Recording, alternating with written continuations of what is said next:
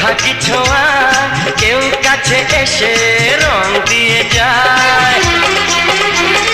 ক্ষতি নেই যদি সোহাগী ছোঁয়া কেউ কাছে এসে রং দিয়ে যায়।